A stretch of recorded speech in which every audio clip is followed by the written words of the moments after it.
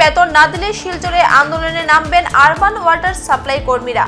সোমবার Assam urban water supply storage বোর্ডের workers and employees অ্যাসোসিয়েশনের পক্ষ থেকে সাংবাদিক সম্মেলনে সভাপতি বিশ্বজিৎ পাল চৌধুরী ও সাধারণ সম্পাদক বিশ্বজ্যোতি দাস বলেন, গত 17 মাস যাবৎ বেতন পাচ্ছেন না কর্মীরা। বকেয়া বেতন মিটিয়ে দিতে বিভাগীয় আধিকারিকদের কাছে বারবার দাবি জানানোর পরেও কোনো সুরাহা হয়নি। শিলচর পুরসভার অধীনে নিউ শিলচর আরবান ওয়াটার সাপ্লাইকে হস্তান্তর করার পর তাদের আরও সমস্যা বেড়ে যায়। বেতন না পেয়ে কর্মীরা অসহায় হয়ে পড়েছেন এবং কিছুদিন আগে চিকিৎসা করাতে না পেরে এক কর্মীর মৃত্যু হয়েছে।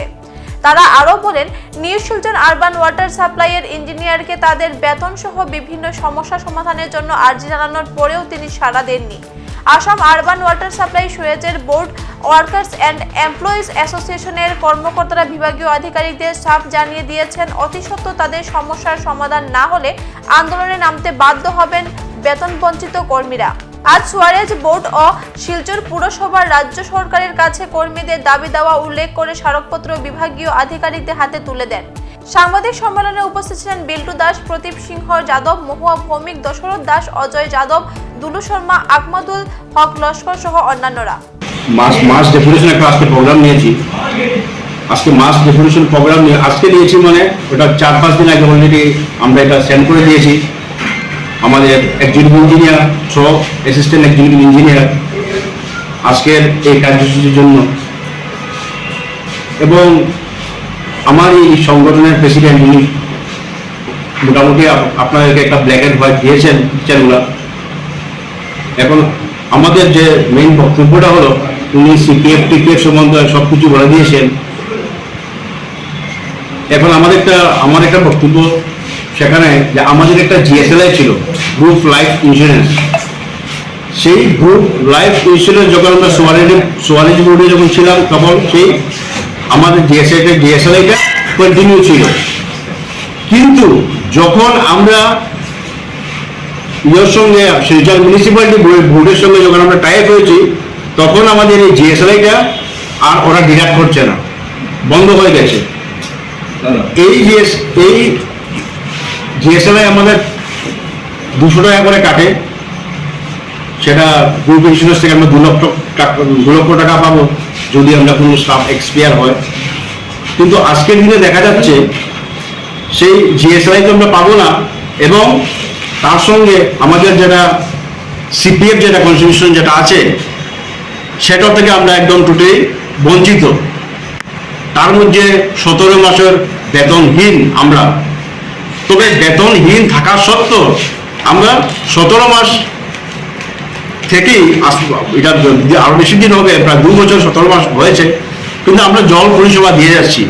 আমরা নিউ শিলচর এলাকার যারা নাগরিক আছে সবারকে অনুরোধকে বলছি যে আমরা পানীয় জল সরবরাহ আমরা দিয়ে যাচ্ছি, কিন্তু আমাদের পাশে একটু দাঁড়ানোর জন্য, থাকার জন্য, কারণ আমাদের কিছু জ্বলন্ত কিছু সমস্যা আছে। সেই সমস্যাতে যদি আপনারা আমাদের সংকল্প থাকেন তো আমরা আমাদের সোয়ারেজ বোর্ড থেকে আমরা অ্যাসোসিয়েশন থেকে আমরা অনেক কৃতজ্ঞ জানাবো। এবং সোয়ারেজ বোর্ডের মাধ্যমে একটা বিল দেওয়া হচ্ছে। এই বিলের পয়সাটা এখন একই অ্যাকাউন্টে, মিউনিসিপ্যালিটির যে অ্যাকাউন্ট সেই অ্যাকাউন্টে একই অ্যাকাউন্টে গিয়ে জমা হচ্ছে।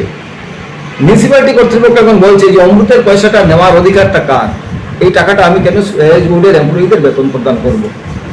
এই প্রশ্নে এনে আমাদেরকে বলা হয়, আমাদের এখানে যিনি অ্যাসিস্ট্যান্ট এক্সিকিউটিভ ইঞ্জিনিয়ার গৌরব বর্মন আছেন, আর এখানে ইনচার্জ বাহার উদ্দিন বরভুইয়া পুতনা মজুমদার, হিফজুল বাহার বরভুইয়া, তারা প্রায় বলেন যে এই যে এটা তৈরি করা একটা সমস্যা।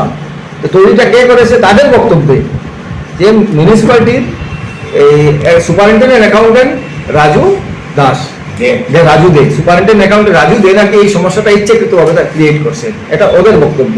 আমরা কিন্তু মিউনিসিপ্যালিটিতে যাই না, যেহেতু মিউনিসিপ্যালিটিতে বারবার তাদের একটি কথা যে আমরা সুয়ারেজ বোর্ডের কর্মচারীদেরকে আমাদেরকে পার্মানেন্টলি আমাদেরকে দেওয়া হয়নি। তার উপর মহামান্য উচ্চ আদালতেও একটা মামলা চলছে। এই হিসাবে আমরা একদিকে যেমন মামলার দিকে চেয়ে আসি, আর মামলার রায় যেহেতু মামলার একটা অর্ডার আছে, যদিও ফাইনাল অর্ডার নয়, তো ইন্টারিম একটা অর্ডার আমাকে দেওয়া হয়েছে যে মাসে মাসে বেতন মিউনিসিপ্যালিটি বোর্ড মাসে মাসে তাদেরকে বেতন মিটিয়ে দেওয়ার জন্য। আমাদের চাপটাই হচ্ছে এখন যে আমাদেরকে প্রথম কর্মদিবসের দিন কর্মচারীদের বেতন মিটিয়ে দেওয়া হবে। তো দেখা যায় যে আমাদের ফান্ড, আমাদের এই এলাকার জনগণের যে রেভিনিউ থেকে যে কালেকশন হয়, এই কালেকশনের ফান্ড যথেষ্ট থাকার পরও কোনো একটা কারণে মিউনিসিপ্যালিটি এবং আমাদের অমরুদ আর আমাদের সুয়ারেজুল তাদের এই তস্পর্শের যে মিলন, তাদের এই তস্পর্শের মিলনে কি আছে আমি জানি না, তাদের এই ভূমিকার জন্য, নেতিবাচক ভূমিকার জন্য কর্মচারীরা প্রত্যেক মাসেই যেন এই কর্মদিবসের বেতন থেকে বঞ্চিত হচ্ছে। এখনকার মতো বিদায় নিচ্ছি। পরবর্তী অন্যান্য সংবাদ পেতে আমাদের সাথে থাকুন। ধন্যবাদ।